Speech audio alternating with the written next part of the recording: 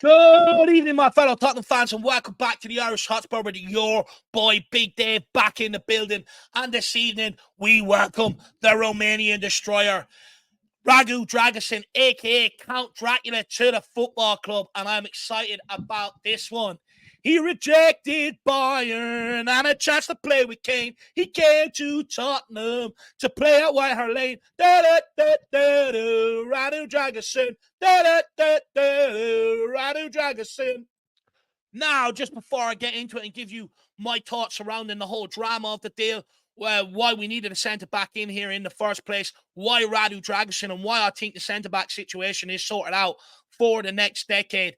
Make sure you do what 13,000 other passionate, loyal Spurs fans have done before you and smash that subscribe button. Why not tickle the like button as well? But most importantly, as I share my thoughts with you, make sure you put your thoughts in the comment section and share them with me for me to read as well. But look, let's get straight into it. Now, I know this deal has been given a here we go earlier on this morning from Fabrizio Romano. However, I said with the Saga surrounding deal, I'll wait till he's officially in London about to do the medical before I record anything and put it out there. But we did get the tweet from Fabrizio Romano earlier on this morning. Dragusin to Tottenham. Here we go. Agreement reached on package. Excess of 30 million euros after a new bid from Tottenham overnight.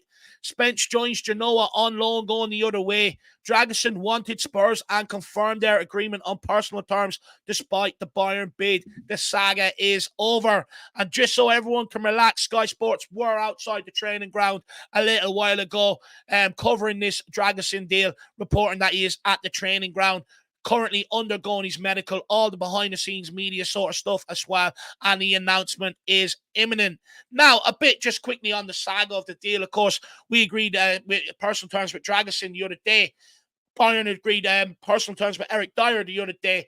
But what Bayern done, and they tried to be very sneaky here, but very clever, they knew we were waiting Bayern out, Dragusin in, absolutely brilliant, the way we like to operate. However, Bayern knew that. They said, hang on, let's agree personal terms with Dyer. Let's put them on the back burner and try and steal Dragusin from underneath their noses. And my God, did they try. They put in a late bid, which their agent sort of said since then, that they were on the way to the airport the night before. However, with the late bid coming in from Bayern, they just sort of stalled it a little while to sort of make the decision. Now, I do think a lot of that came from the agent. Since then, he's gone on to saying maybe Dragusin will be at Bayern one day, or we'll get to deal with Bayern one day, that they were offering Dragusin a lot more wages, obviously offering the agent a higher agent fee as well, which I think is why he was pushing Dragusin to Bayern Munich. However, what I love about this is Dragusin took his own career into his own hands, which I absolutely admire. Did not follow the money and chose to join Tottenham Hotspur and chose football over money, which I absolutely love. And the reason why I say that, if he went to Bayern Munich, he would have been fourth choice. He would have been behind Upamecano, De Ligt, and Kim Min-jae. He would barely have got any game time and wouldn't have joined himself out there, but would have had a nice, good bank balance. However, what he has chosen to do is come to Tottenham Hotspur and fancy getting in there ahead of Romero or Van de Ven, which I absolutely love. So shows he's here for all the right reasons. Obviously, Ange Postecoglou had his little phone call with him. Get over here, mate. And he done so. Absolutely love that. But look, why did Tottenham need someone like Dragusin, and why did Tottenham need a centre-back? Look, Tottenham needed a strength in this area a long, long time ago. We're off the back of last season, which was our worst defence in the Premier League history since it began, which is absolutely shocking. We needed to bring two experienced centre-backs in here in the summer. Ange Postecoglou also asked for two, but the club only brought in one. And it has come back to bite us in the ass. An injury to Van de Ven, injuries and suspensions to Romero have sort of curtailed the excitement around the season a little bit with the way the last 10 games have sort of unfolded. And we have resorted to Ben Davies and Emerson and basically been called fullback FC. At a club that's challenging for a league title, have aspirations of winning trophies, you should never, ever really find yourself in that position. It's quite embarrassing. And the reason why I say it's already come back to cost us is the first 10 games we went unbeaten, keeping 4 clean sheets, only conceding 9 goals in the process. Since that Chelsea game where Romero got the red card, which wasn't, Van de Ven came off with his hamstring injury, we've kept 1 clean sheet. We've lost 5 of the last 10. And also we've conceded 20 goals, double the amount. As we know, that's not sustainable. And when you weigh where we are up this season compared to last season, we're in very similar positions, by the way. Last season, We were still in around top 4 at this time, but we never went and signed that centre back. We never really sniffed the danger, and it derailed the season. And we only we didn't even get European football. Whereas this season we're 6 points off top. We have a chance to get ourselves in the league title race. I'd argue, put yourself in the league title race. Go for it. It should secure top 4 at the end of the season. But also, we've Man City in the FA Cup at home. We beat them. We have more or less a clean run at the FA Cup. It is open to absolutely anybody. And why can't we go on and take that? So for me, I think it was absolutely important to be able to bring another centre back in here, but also a centre back of quality who backs themselves to come in here as well, to be able to achieve our objectives, achieve the objectives that the club has set on Ange Postecoglou, but also, achieve the objectives that the fan would like the club to be able to sort of go after, which is a Premier League, which is an FA Cup, with the golden opportunity there. This opportunity might not present itself for a number of years again. But also, in order to achieve these objectives, we need to get back to having that watertight defence. So bringing in a bit of cover, strength in depth was absolutely necessary for this football club. Now, look, Romero looks like he's back. Van de Ven looks like they're both back for Man United, which is absolutely brilliant. So who knows when we will see RADU DRAGUSIN. But the fact that he fancies himself, I absolutely love. Now, I suppose the biggest question is, what does he bring to Tottenham? Well, for me, I think he brings something a little bit different to a Romero and a Van de Ven, I think, look, I'd actually say he's a cross between a Romero and Van de Ven. He's got a little bit of pace, good positioning, likes to clean up behind others, a bit like what Van de Ven does for Tottenham, and is cool on the ball as well. But also out of possession, likes to get old-fashioned right up behind the defender, nudge him, look to get his leg around, look to dislodge the ball rather than get comfortable, take the ball in, hold it up, bring others into play. He doesn't like that. He likes to be a bit like Romero, get behind people, show a bit of aggression, which I absolutely love. But mainly, he's an aerial threat. He stands at 6'4", 3 inches tall. So he's going to be a threat at attacking set pieces when he plays, but also from defensive set pieces. He's going to be a huge asset. It's a weakness of ours that has been there for quite some time. Since Jose Mourinho, teams know this and they exploit it. The first problem we had is they used to press us because of the quality of the players on the ball. Since then, we sort of addressed that, and they no longer get much joy out of that. Now, you'd argue since Romero or since Emerson and Davies come in, teams are back to doing that. But also another way they exploited us, set pieces, crosses into the box. As we see, the opposition wins nearly every single one of them. That cannot continue. It's a huge weakness, and teams are working on it in the week ahead when Tottenham are coming up at the weekend. And that needs to be addressed. And RADU DRAGUSIN would definitely help in that department. He's won the third most aerial duels in the Serie A this season, which sort of backs up my point in that regard. He also has a hell of a lot of strength and aggression, which I absolutely love. But I also think it's two key attributes that you really need to help you hit the ground running in the Premier League and settle in to life in the Premier League. And why I say that is, you look at the likes of Kulusevski, Bentancur, Doji, outfield players that we have signed from the Serie A. Bentancur and Kulusevski, strength and aggression, both of them. Doji, strength and aggression. And look at the impacts they've made since they've come to this football club. And they've been able to hit the Premier League running, which is why they get the applause and the love of the Spurs fans. And RADU DRAGUSIN has that in abundance. So hopefully that does sort of help him settle into the Premier League very, very quickly. Now, he's also a guy that ranks very highly in tackles and clearances, which shows to me his concentration levels are very, very high as a defender. And also that he knows how to read the game. To be able to tackle a player, especially nowadays with the speed and everything else, you have to have quick speed of thought. You also have to be able to move your feet quickly, but also put yourself in the right position and the timing.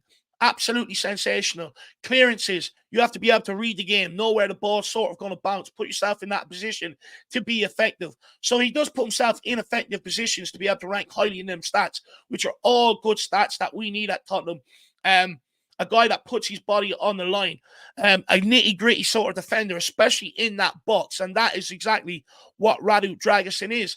Now, I have seen bits and pieces, I just need a quick sip of water, but bits and pieces of people saying about, they're concerned about how good he is in possession. Now, it is important to understand that Genoa play a back three, low block system, play a lot of the game on the counter without possession a lot of the times. So that's why he's going to rank very, very sort of low in terms of possession stats, progressive passes, all that sort of jazz. However, he can actually pass a ball. If you go and look at some of his highlight reels, some of the games that he's playing in, he's got a very good passing range, by the way. It's very similar to Romero. Can play a ball over the top for someone running onto, play a ball into the striker, play a ball into the midfield. He's got a good sort of passing range on him. And I've no doubt, which we will be asking him to do, he'll have the ability to be able to do that. I think he's got all the right attributes to be able to hit the ground sort of running. Now, those who are maybe sort of skeptical over the deal, let's remember when we signed Romero and Van de Ven, both we signed coming from a back three into a back. Well, Romero came into a back three, but we signed Romero from Atlanta, who played in a back three. We signed Van de Ven from Wolfsburg, who played in a back three. But we also signed them potential with the ability to become world class. And they've since come world class at Tottenham. I think that's exactly what RADU DRAGUSIN is. The ability, he's got the potential, but he has the ability to be able to become world class. It's up to us to nurture that, but also up to him to bring it out of himself while he's here. And I think we've hit the nail on the head with that sort of signing again. Let's also not forget that Paratici's signings from the Serie A have been very, very successful as well. He brought in Rodrigo, Bentancur, and Kulusevski. They helped change our season around under Antonio Conte the first season and helped us get Champions League football. Udogie, best left back in the league since he's come in this season. Vicario, best goalkeeper in the league since he's come in this season.